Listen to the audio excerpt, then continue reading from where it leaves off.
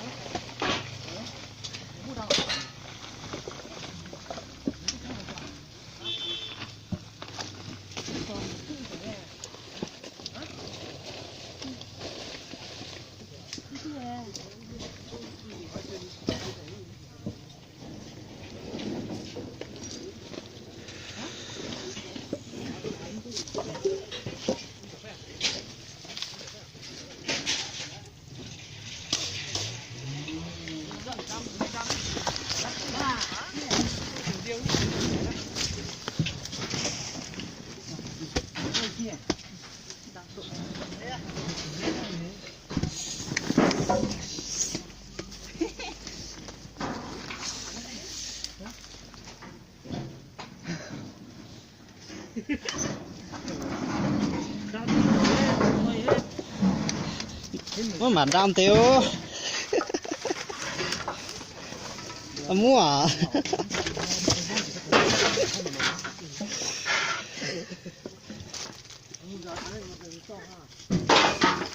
ý là mình đam mình mới kịp thò mình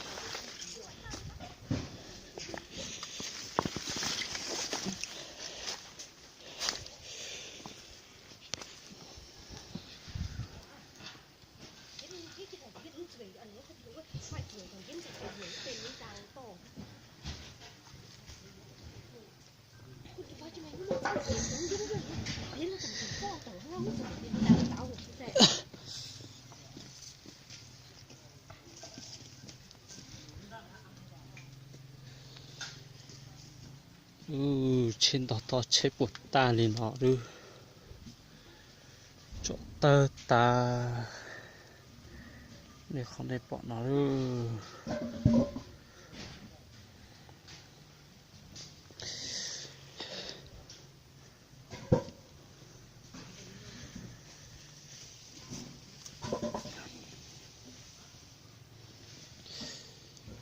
chấm này cu nhau mà thế thì chấm này cu chỉ xa đi nữa ta tả này không để bọn tụi nó chọi giả đâu vô nợ tiền nào nữa thế bạ thế bọn tụi tê ta nữa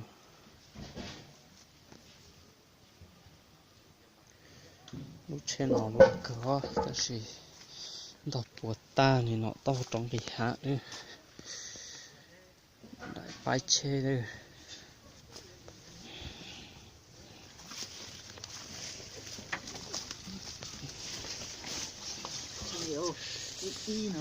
ý cờ đó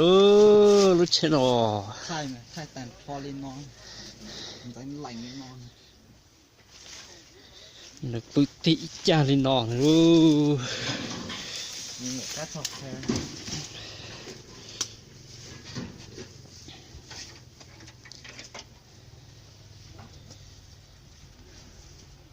quay người đó anh không quay người không không quay người đâu mà mình cũng là dân thôi mà. Dân nhưng mà đừng quay mà em ơi. Mình chỉ làm đi đi xem thôi, mình không sợ cứ làm đấy, mình thì cứ làm đi,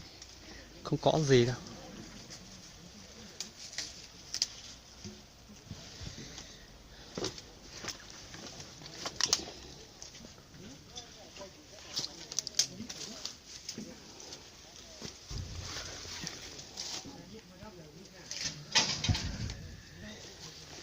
Cứ chớm đi,